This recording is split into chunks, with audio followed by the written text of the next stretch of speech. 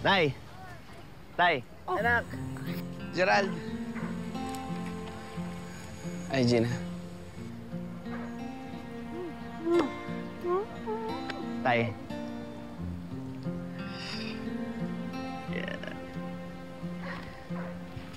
Gusto kong pakilala sa'yo yung apo mo. Ang ganda niya.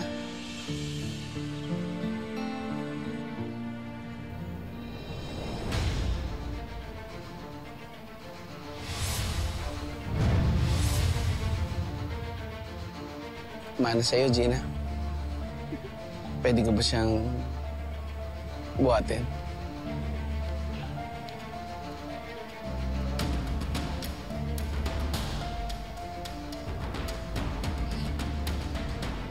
Hindi. That's your Lola, ah. That's your Lola. Hello, Apo. Sana hanggang paglaki niya, magkasama tayo bilang pamilya.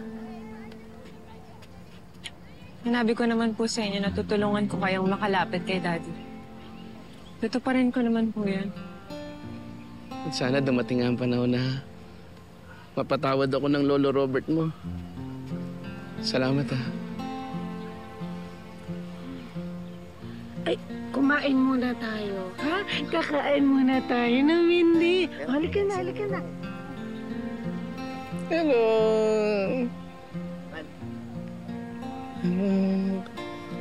Kamusta ka na?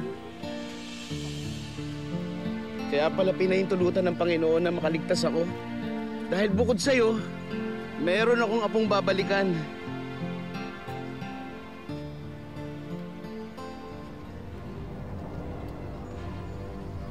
Buhay ang tatay ni Gerald.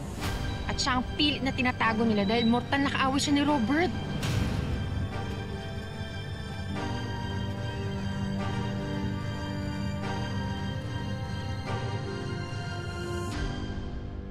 Hindi talaga tama yan eh. Ang galing na Pero kung yan ang gusto niyo, wala akong magagawa.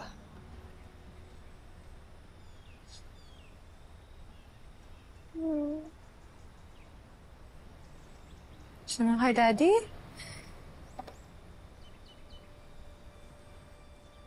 Lilipat din ba si Nanay Nora ng bahay? Oo eh. Gusto pa nila sa malayong malayo. Pero hindi ako pumayag kahit dyan lang sa kabilang bayan. Ayoko. Nakakapagod na itong pagtatago natin. Kailangan lang natin sabihin kay Daddy before the anniversary sale. We need to get it over and done with.